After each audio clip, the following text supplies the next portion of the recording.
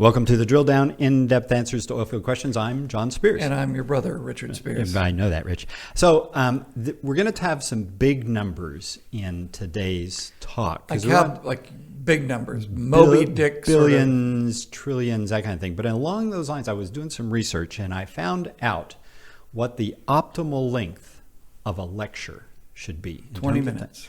Now, it's a micro-century, which is 1/1,000,000th of a century. And when you do the math, it's about 52 minutes and change. So I'm thinking that we should be about a quarter of a micro-century in this podcast. That could be on our tagline. The Drill Down, in-depth answers to oilfield questions within a quarter of a micro-century. Fair enough. No, big numbers today. Yeah. So when you look at the next 20 years and think about the demand for oil and gas, we'll be in our 80s. We'll be in our 80s, but it's absolutely fascinating how much consumption there's going to be out there. And I run through the numbers, and it would suggest that plus or minus, the world will use somewhere around 1,200 billion barrels of oil equivalent.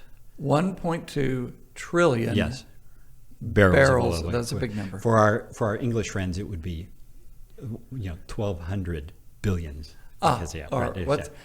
Milliard. Yeah, that's another thing. I've heard that in some countries somewhere. There you go. Right. Yeah. So clearly, there's tremendous demand for oil. What's interesting is that the existing fields that are being produced today have total reserves of about half that amount. So what does that tell you? We got to go find some more. Well, or we have to develop the fields that we've already discovered that are not yet being developed. Right? Oh, because we never get every barrel out. Yeah. We only get a fraction out. Yeah, that's right. And so what's interesting is if you think of 20 years ago or so, around the turn of the century, the worry was that the world was running out of oil. And remember, there were a number of technology development projects that were all about trying to develop reserves found in very deep waters, 10,000 feet of water, and all the technology you needed to develop in order to get at those kind of reserves. I can't even imagine the billions spent by oil companies, by service companies, by governments to try to make that happen. Joint industry projects that went on for decades in order to develop the kind of kit you needed because the world was running out of oil. Well, what happened?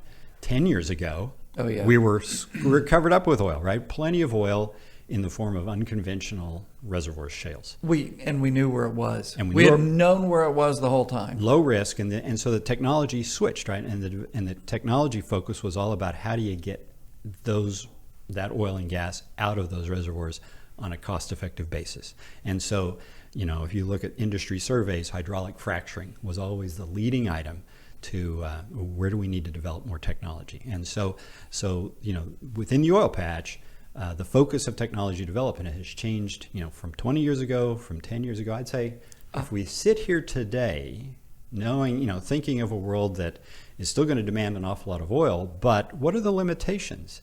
Well, the limitation is not the technology envelope. It's all about, for oil companies, they're concerned that they're going to be limited on how much carbon they can emit, right? And right. Right, because there's been a big sea change in at the board level of these oil companies who now have maybe not an oil and gas person on there, but rather an environment green energy sort of person on their board. Yeah, absolutely. So what you've got is an environment where there's a lot of demand for oil. There's plenty of reserves, but the limiting factor is how much CO2 you can emit. And so we've already begun to see oil companies shift their R&D spending. And now, roughly speaking, I would say 25-30% of it is going toward either renewables or carbon capture, things like that. Okay. Say that again. How much? I think for what oil companies are spending, about 25% of it these days is going toward renewables and carbon capture. So if I was Royal Dutch Shell or BP, one of those European-centric E&P companies, maybe 5 years ago, were they spending any? I'm sure there were some, but again, it has increased. The emphasis has increased. The dollars have shifted in that direction. Now, the challenge is, or the interesting thing we can talk about today, I think, is what does this mean for oil service companies? Because these are guys who have really mostly carried the weight of technology development over the last 10, 20 years, really. Most of the work that's been done has really been done by oil service firms. Oh, yeah. Since the 90s, you saw a real sea change where the big oil companies shut down their very extensive R&D centers. Yes. Tulsa, Oklahoma, where we are the Magic City. Yeah. We had how many different R&D centers? Half a dozen different ones, yeah. And quick find one. Yeah. They don't exist. So what's interesting is that oil service companies collectively have kept their R&D spending very steady over the past 5-6 years. Wait, the market has gyrated enormously during this time. So, for example, if you look at 2013, oil service companies collectively spent about $3.3 billion. You were a year away from the biggest oil field spend year of all time. Oh, yeah, right. Yeah, back then, oil field spending was in excess of $400 billion. So how much did they spend on R&D? 3.3. So you're looking at not quite 1%, but for an industry as a whole, that's about right. All right. So you roll forward to 2018, and industry spending on R&D was again $3.4 billion. Very little change. Oh, same number. Same number, basically. But how much was the global market? Revenues were down 44%. So you were down to $260-ish billion that year. So clearly industry has followed through on a commitment to research and development because they know it's needed for, there's a demand for it on the part of operators.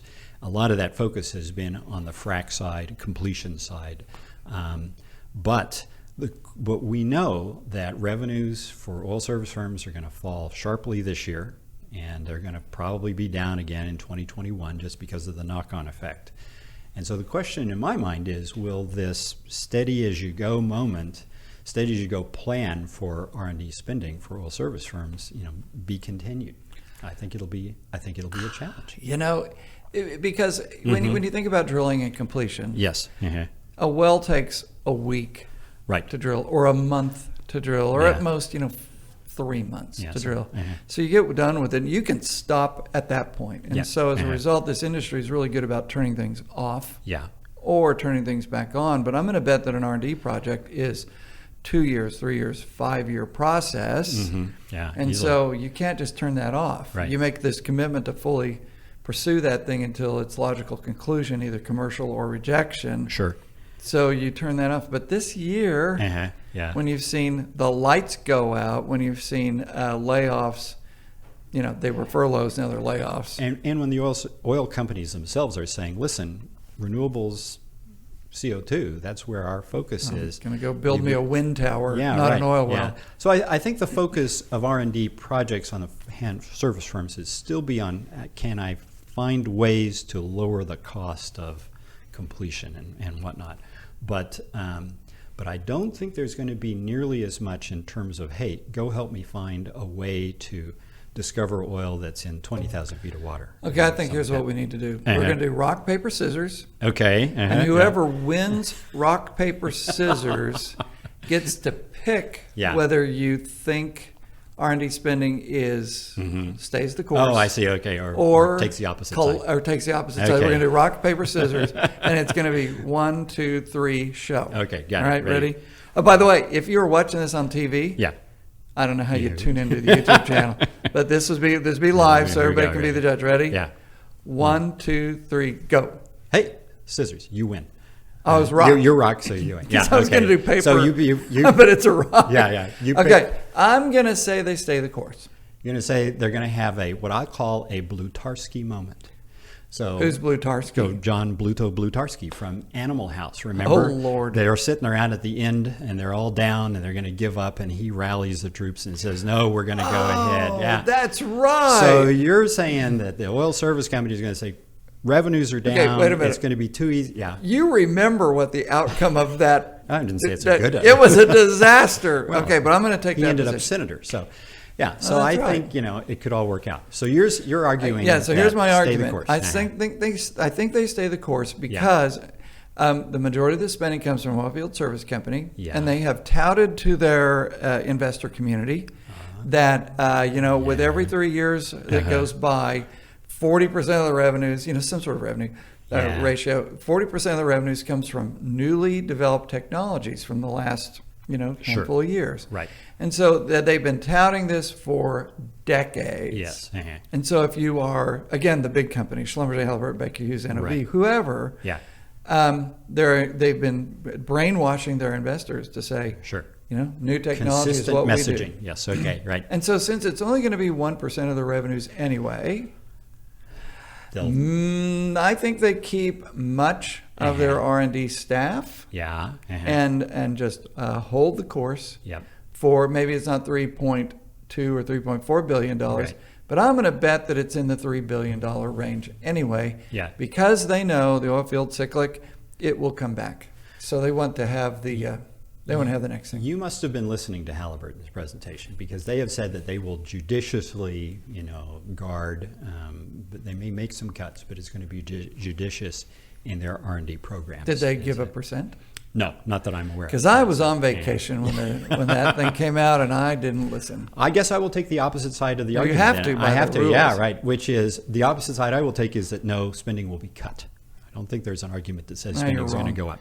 Okay, why? Well, it's because, again, I think they will follow the lead of the oil companies. And if oil companies are not as interested in finding new reserves, and then I think that oil service firms will respond to that and say, listen, certain programs that we have been carrying forward with that help on this discovery process, there's just not going to be that emphasis in the marketplace anymore. If what instead oil companies are doing is developing their existing discoveries, so we've already found it. We may need help in terms of developing it at a cost-effective basis. So maybe we keep those kind of programs, digitization, things like that help us be smarter about how we operate or how we complete wells, something like that. But some of the R&D programs go away just because of the refocusing that oil companies are doing. So that would be my argument for a lower R&D spend figure on the part of the oil service firms. So I see a benefit to your position. Okay. Because you saw it in 1998 and 99. Okay. Which was a disastrous $10 a barrel year. Yes, right. Yeah. But you remember what happened? You had a bunch of folks who had been working on good ideas. Right. And who then, because it was a disastrous year, they got laid off. Yeah. Those folks kept working on those good ideas. And new companies, new products came out around that era. There was a plethora of them, and they came out and changed the market. Yeah. The sliding sleeve ball drop frac system, that came out during that period of time. Yeah. So the people don't die. They don't line them up and shoot them. It feels like they're being shot. Yeah. But, bright people now got some free time. They say, Yes. this is a good idea. I feel it in my bones. Right. I'm going to mortgage the house and go do this. So I bet you could see a whole bunch of startups if your scenario comes about. I think the other thing that companies might do to extend their programs is sort of is try and scout what's being developed in other industries and see if any of that has application to the oil patch. So it's not necessarily something that we're developing, but hey, there's a guy over here doing something in Lord knows what, but now we might be able to use it here. And so you can sort of stretch your R&D dollar in that fashion by partnering with people outside the industry. And you think about it, there's not been a lot of that, not a lot of history of that in the oil patch, I think. So internal R&D does not scale. I mean, it's not very cost effective. So I think maybe that's the other thing that I would expect oil companies and oil service companies to be doing. Well, I saw, for example, on LinkedIn last week that one of the guys who's I'm connected to, who had lost his job as a drilling or completion engineer, just got a job at SpaceX. Oh, get out of here, really? And I know this guy loves the oil and gas business, but now he's working at SpaceX. Do you figure there's a chance he might pick something up and bring it back to the oil field? I bet it does. Maybe so. Well, it'll be interesting to see if all that happens. This is the kind of thing where we're not going to be able to report back in 6 months or a year's time to see who's right. But I think it's an ongoing focus that we'll need to maintain. So I hope we keep doing that. And anyway, thanks so much for listening to us. It's been the podcast, The Drill Down. I'm John Spears. And I'm Richard Spears.